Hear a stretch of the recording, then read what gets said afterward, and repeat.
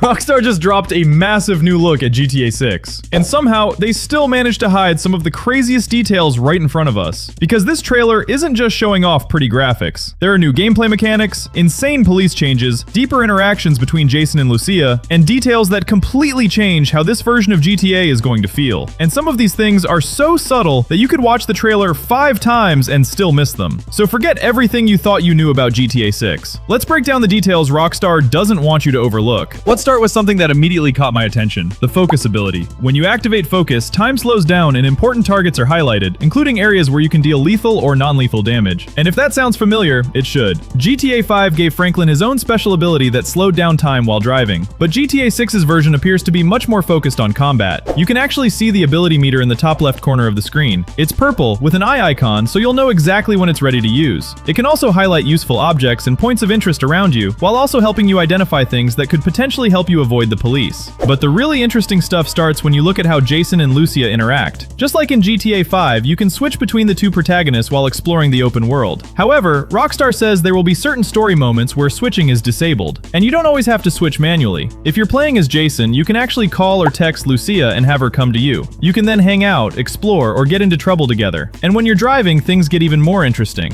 You can switch seats and let Lucia drive while Jason relaxes and listens to the radio. Or during a getaway, you can jump into the passenger seat and let your partner drive while you handle the shooting. And Rockstar is going surprisingly deep with their relationship. Jason and Lucia can actually develop a romantic relationship throughout the game, but it isn't simply something the story forces on you. You'll need to spend time together outside of missions if you want their relationship to develop. You can explore Leonida together, go shopping, visit salons, work out, and obviously, commit crimes together. Because apparently nothing strengthens a relationship like robbing a jewelry store. You can even hold hands while walking around by pulling the right trigger, and they can hold doors open for each other. And here's something that makes the relationship feel much more alive. If you spend most of the day away from your partner, you might get a text from them reminding you to lock up when you get home, or telling you they're going to bed. Ignore those messages and your relationship can actually suffer. There aren't specific gameplay rewards for having a strong romance though, so it's completely optional and more about how you want to play Jason and Lucia. Now their homes are getting a huge upgrade too. GTA 6's safe houses are apparently much closer to the camps from Red Dead Redemption 2 than the traditional GTA safe houses we've had before. They're more dynamic, with other people potentially coming and going. And not every home you use will necessarily belong to Jason and Lucia. You can also interact with these spaces much more than before, including changing your hair and facial hair yourself. But the biggest upgrade might actually be the world itself. GTA 6 is set to have Rockstar's largest open world ever, reportedly coming in at around 3 times the size of Red Dead Redemption 2's map, and roughly twice the size of GTA 5. That means there's going to be a lot more of Leonida to explore, and Rockstar is clearly building this world with that scale in mind. GTA 6 also has fast travel through a taxi app called Ride Me, and if you take a taxi with another character, you aren't just sitting there staring at the screen. You can actually have full conversations with them during the drive. And there is a ridiculous amount of stuff to do outside of the main story. You can play pool, go mini golfing, kayak, visit the zoo, scuba dive, parachute, work out at the gym, and plenty more. The zoo is especially interesting because you can study animals and keep track of the different species you've discovered. That's another feature that seems heavily inspired by Red Dead Redemption 2. But Rockstar isn't only making the animals more realistic. The NPCs themselves have much more variation in body size and height than we've seen in previous Rockstar games, making the world look much more natural. NPC interactions have also been massively expanded. With your weapon holstered, you can actually interact with people using different conversation options. You can greet them, taunt them, or if they're already getting aggressive, try to defuse the situation or provoke them. And you can even eavesdrop on NPC conversations.